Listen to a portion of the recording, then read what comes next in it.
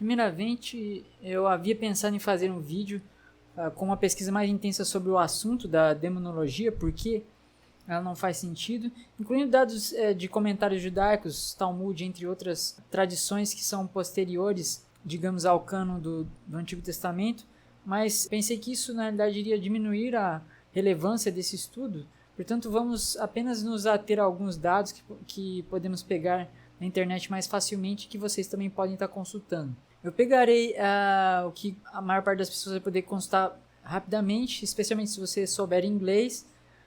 Você pode também fazer perguntas se também não souber ou não entendeu o que esses textos estão se referindo.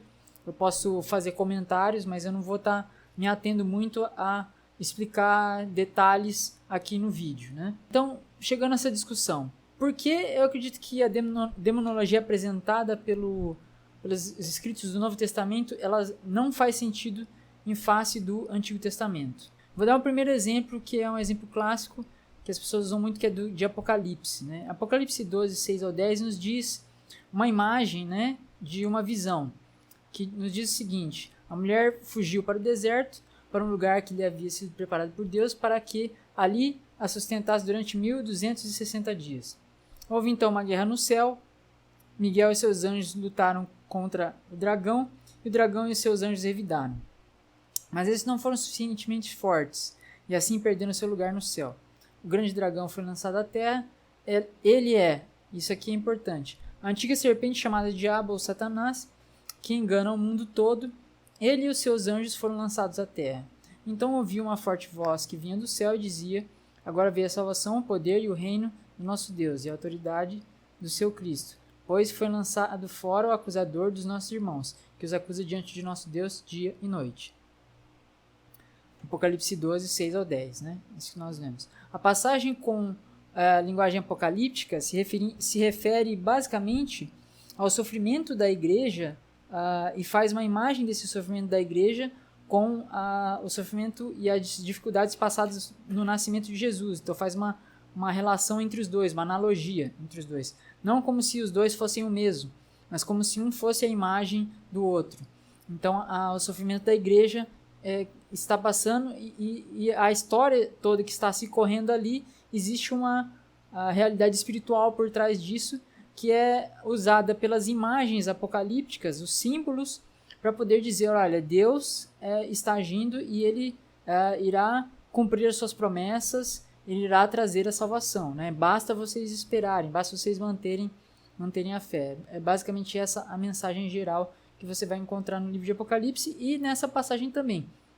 Mas aqui é interessante que existe uma referência que é usada, apesar de ser uma simbologia que não necessariamente exatamente essas coisas estão acontecendo, mas alguns dirão que sim, que essas coisas estão acontecendo no mundo espiritual, enquanto está havendo a perseguição dos cristãos ali na Ásia Menor, que essa realidade estaria acontecendo, e de uma forma ou de outra é usada uma série de imagens, no caso aqui nós vamos nos ater, que é a antiga serpente chamada Diabo e Satanás, que não descreve exatamente a mensagem original dos textos do Antigo Testamento.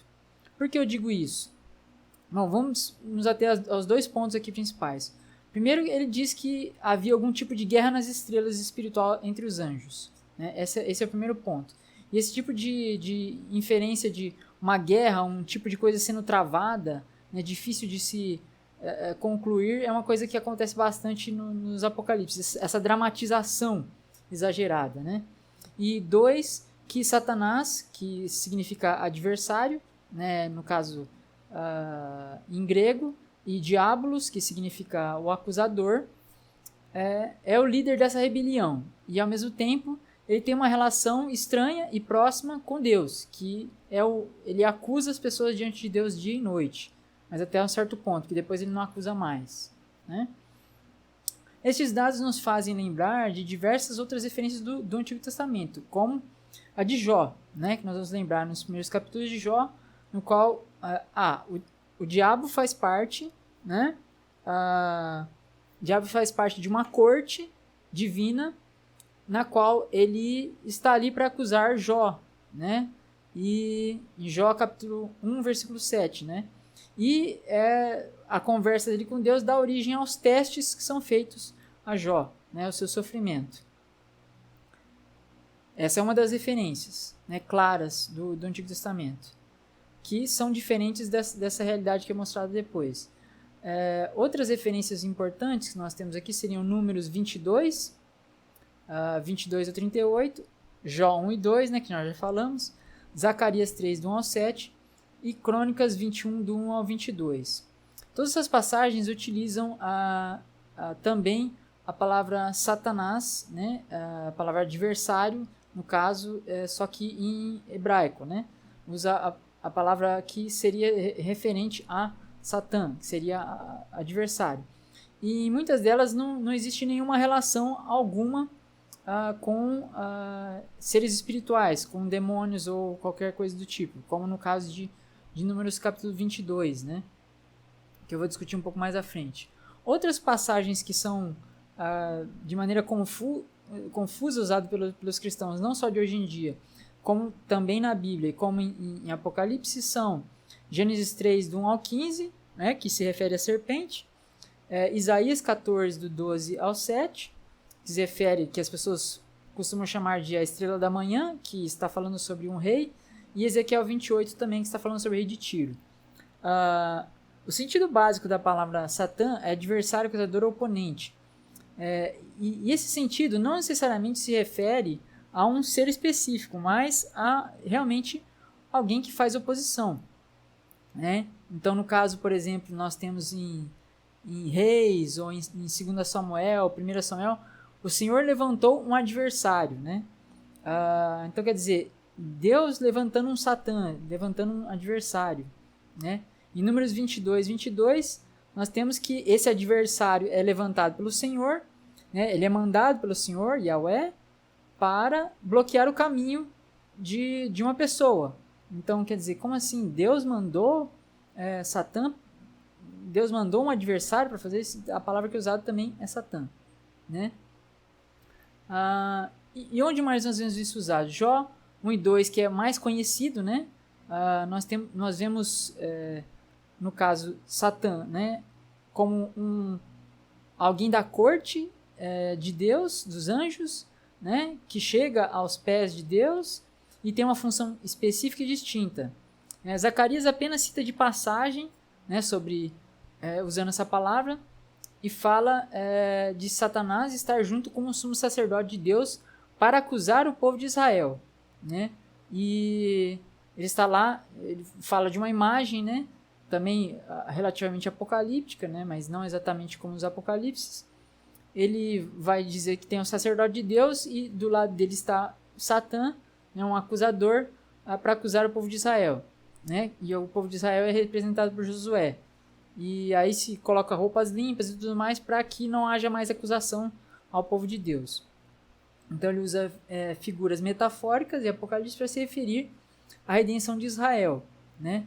Mas aqui você vê novamente um papel de um acusador, mas não é um papel como o dos Apocalipses, em que existe uma guerra, existe algo sendo travado, né? Então, quanto a Gênesis, Isaías e Ezequiel, são passagens que os contextos se referem basicamente a outras coisas completamente diferentes, outros indivíduos. No caso de Gênesis, você vai ver no versículo, ele vai dizer, como sendo a serpente, o mais astuto de todos os animais selvagens. 3, versículo 1. Capítulo 3, versículo 1. Satanás, nós sabemos que não é descrito como um animal selvagem. Então fica uma certa confusão aí. Então quer dizer, ele é um animal selvagem ou não é? Né? Então ali ele tomou um papel de um animal selvagem, ele tomou aquele lugar, ou ele era aquilo. Estranho, né? Minimamente as pessoas teriam que pensar como estranho essa interpretação. Então esse não é como o descrito em Jó, que é distintamente um anjo fazendo parte da corte de Deus. Então isso é uma reinterpretação cristã e apocalíptica que as pessoas fazem da serpente. O que ocorre em Isaías e Ezequiel são comparações com reis dos seus tempos. Não estou me atendo aqui aos versículos para poder demonstrar isso, mas eu creio que seria interessante, se você tem dúvidas sobre isso, de consultar um comentário ou verificar mais sobre o contexto histórico dessas passagens de Isaías, que é usado para se falar sobre a estrela da manhã, e de Ezequiel, que é usado também para se falar sobre Lúcifer, sobre Satã, né? Que no contexto histórico, sempre os profetas, no gênero profético, eles tentam levar uma mensagem aos seus ouvintes originais. E interpretações sobre um futuro à frente, sobre coisas que não têm nenhuma relação com aqueles ouvintes, é uma interpretação que basicamente é menos plausível do que aquela original que o contexto te dá, o contexto histórico. Agora, se você tem dúvidas específicas sobre isso, coloque os versículos nos comentários e a gente pode comentar mais e ver esses contextos. Mas, como eu estou dizendo, essa visão sobre esse papel super importante de um demônio e de Satanás não parece ser aquilo que o Antigo Testamento demonstra como um todo, e principalmente no seu começo e nos seus livros principais, né? Como dizer assim, em primeiro lugar, o próprio Pentateuco, né?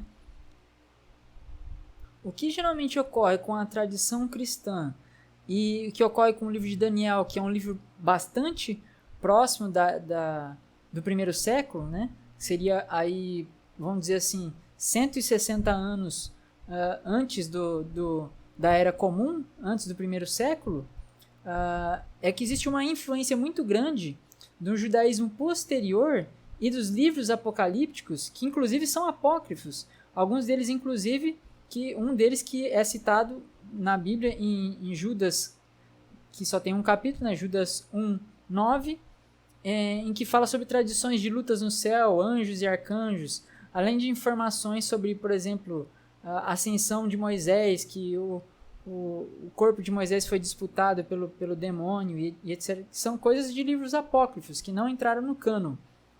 O que eu quero demonstrar com essa primeira parte, focando nesses livros apocalípticos, que são a principal fonte de inspiração para o Novo Testamento, é que eles atribuem uma função às forças espirituais do mal e a Satanás que não parece ser aquilo que nós podemos ver pelo Antigo Testamento.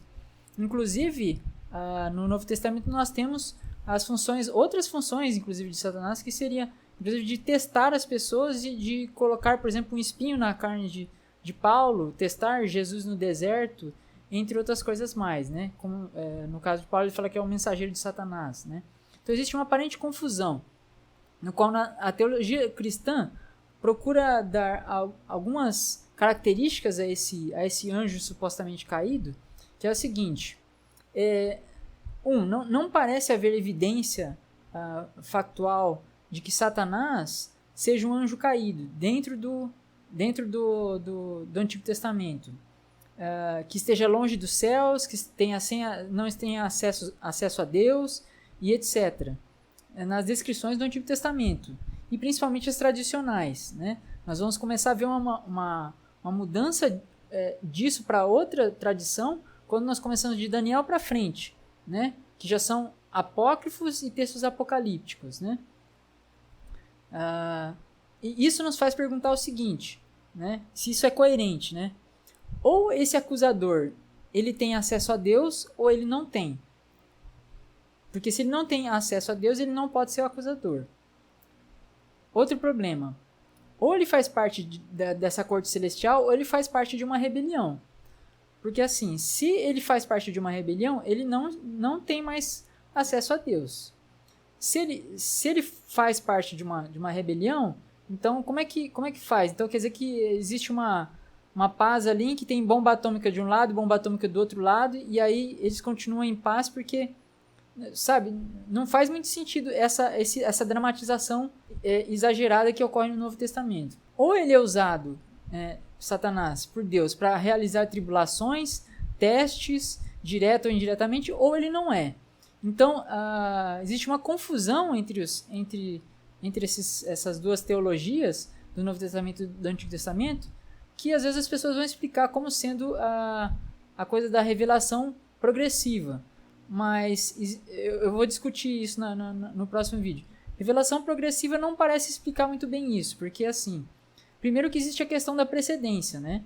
O que foi ensinado antes, né? O que que foi ensinado antes é superior ao que foi ensinado depois. Existe esse princípio.